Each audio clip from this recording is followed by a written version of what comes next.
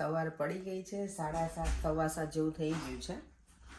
દીવાબત્તીને બધું કરી લીધું છે અને હવે કિચનમાં આપણી મારી જે ડ્યુટી હોય રોજની સૌથી પહેલી ડ્યુટી હોય મોર્નિંગમાં નીચે આવીએ, ભગવાનના દીવાબત્તી કરું અને પછી કિચન, ત્યાંથી આપણો બ્લોગ શરૂ થાય.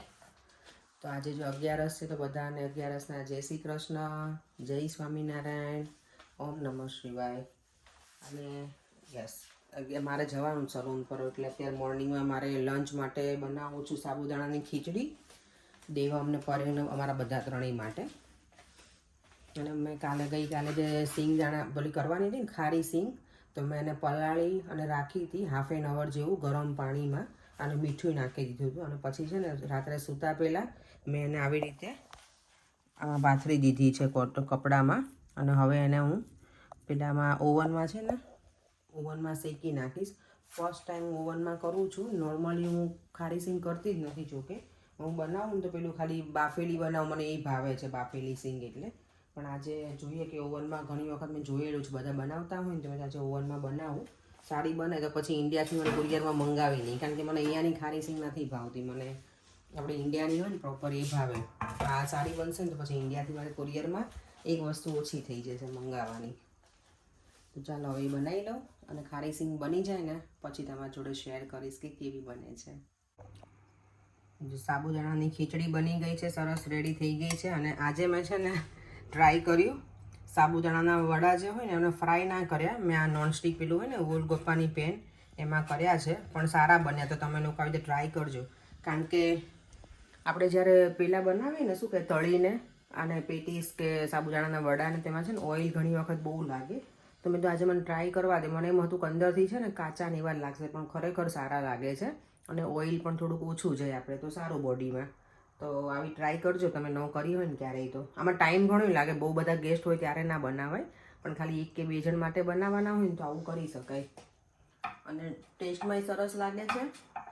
અને અમે જો ઓઇલ દેખાતું નથી એટલું બધું આમાં. પહેલાંમાં છે ને સાબુદાણા વડામાં ઓઇલ બહુ દેખાય, મને વધારે લાગે આમ પેલું ઓઇલ પચપચ થતું હોય ને અંદર એવું. તો આ સારા બન્યા છે. તો બસ હવે જો મારું તો આ લંચનું રેડી થઈ ગયું છે. ખારી સિંગ પણ બની ગઈ છે. ચાલો એ પણ બતાવી દઉં. મેં કેટલો ટાઈમ રાખી હતી મને એક્ઝેક્ટ યાદ નથી રહ્યું, પણ બની ગઈ છે જો સરસ.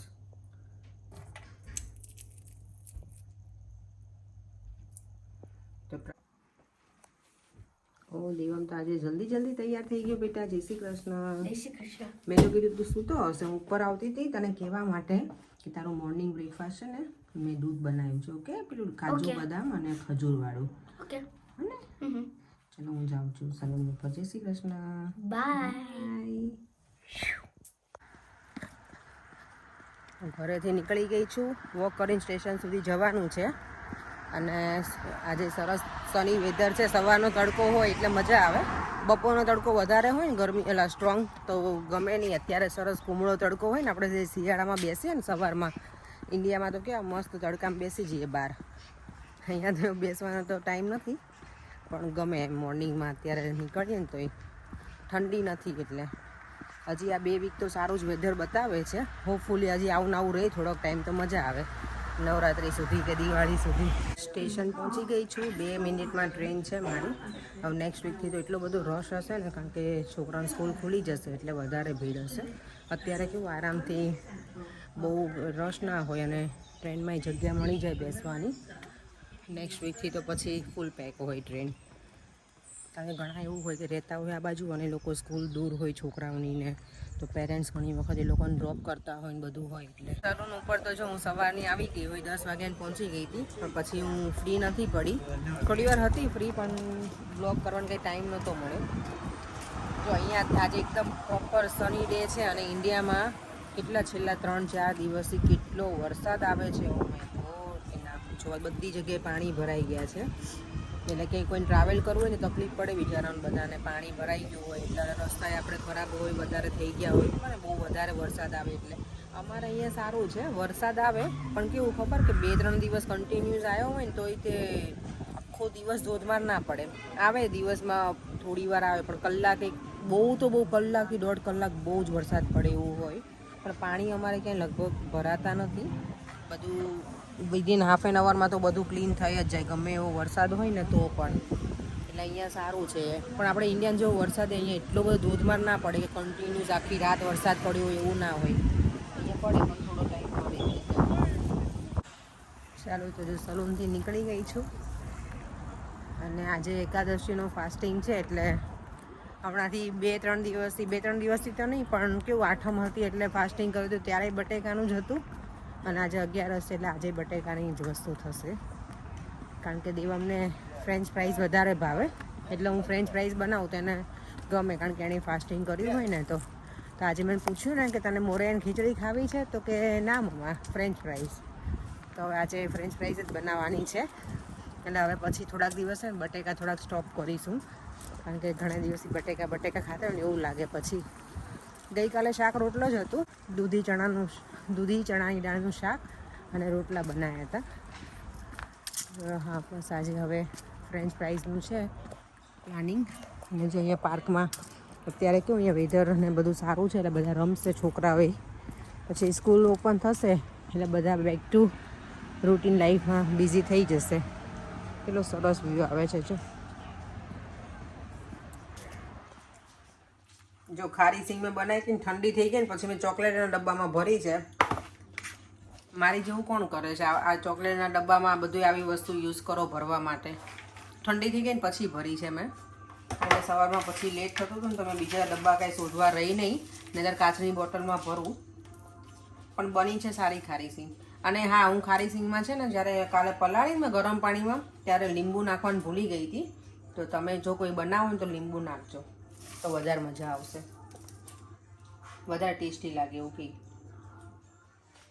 અને આજે અમને છે ને મોરીસન્સમાંથી ફરીને લઈ આવ્યા પણ આ ચિપ્સ મળી છે. પેલી થીન આવે ને એ ના મળી. આ મને ઓછી ગમે પણ હવે કંઈ નહીં. હવે તો અત્યારે દેવામ કહે છે, પહેલાં એવું કે મને ફ્રેન્ચ ફ્રાઈઝ ખાવી છે, એ બહુ ભાવે. આજે મને કહે છે કે મમ્મા હવે થોડું બોરિંગ લાગે છે ફ્રેન્ચ ફ્રાઈઝ. શું ખાવું તને દેવા? શું ખાવું બેટા? બર્ગર. આજે 11 છે. ફાસ્ટિંગ બર્ગર તો ક્યાંથી લાવું બેટા? દેવમને છે ને હવે ચેસ આવડી ગયું છે ને રમતા, તો હવે જાતે પોતે જ રમે બંને બાજુની ગેમ. એવું કરે દેવમ તું? ચેકમેટ કરતો. ચલો ડિનર કરી લઈએ બેટા હવે.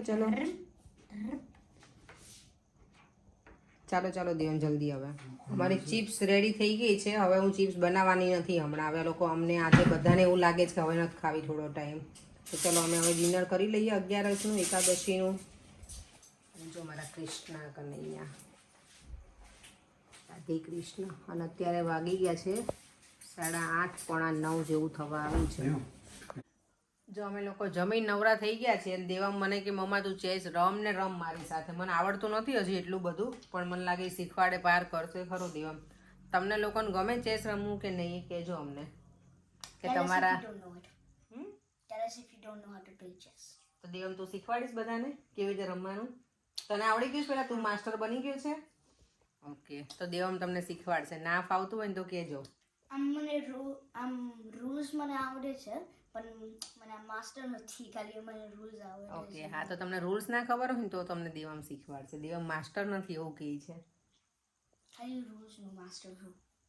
તો ચાલો દેવમ સાથે થોડીક વાર રમી લઉં. અને યસ, હમણાંથી અમને કોમેન્ટ રીડ કરવાનું કંઈ સેટ જ નથી થતું, તો સોરી બધાને. અને બધાની એટલી સરસ કોમેન્ટ આવે છે, બહુ બધી તમે કોમેન્ટ કરો છો અને આટલો બધો ટાઈમ નીકાળીને અમારા માટે કોમેન્ટ કરો છો, તો થેન્ક યુ સો મચ બધાને દિલથી.